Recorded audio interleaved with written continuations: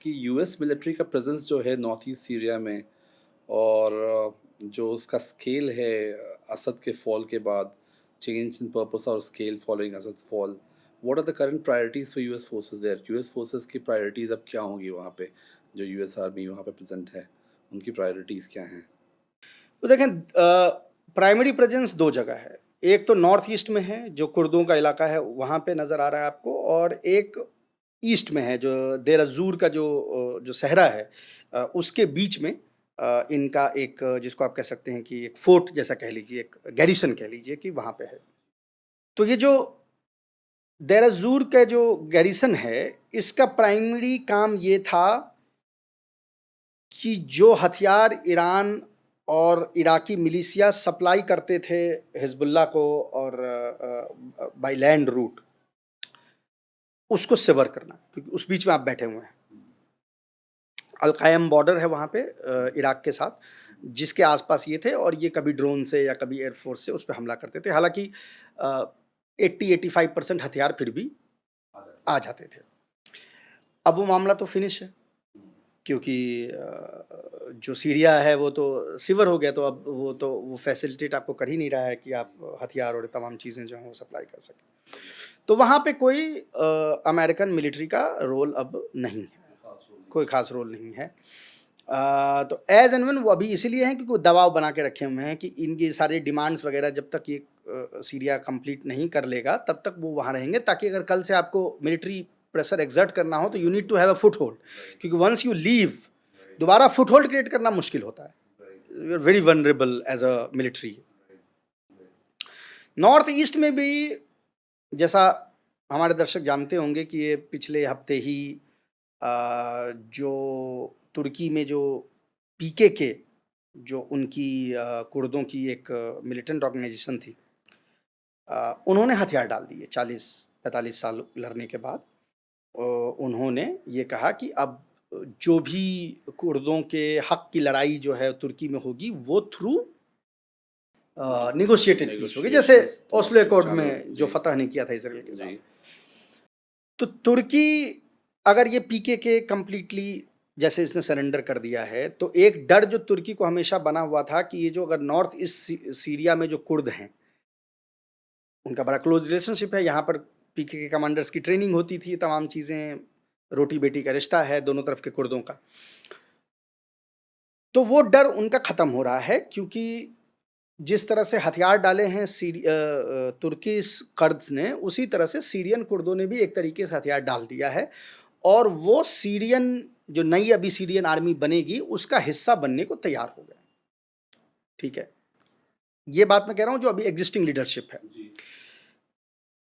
तो उन्हीं कुर्दों को, उन कुर्दों ने जगह दी थी अमेरिकन ट्रूप्स को वहाँ आने के लिए, अपने आप को प्रोटेक्ट करवाने के लिए, तो वहाँ यूएस आई थी। अगर तो वो इंटीग्रेट हो जाते हैं नए सीरियन रजीम में, उनके फौज, उसके जो भी फौज हैं उसका हिस्सा बन जाते हैं, तो अमेरिका को फिर वहाँ रहने की कोई ज़रूरत नहीं रहेगी।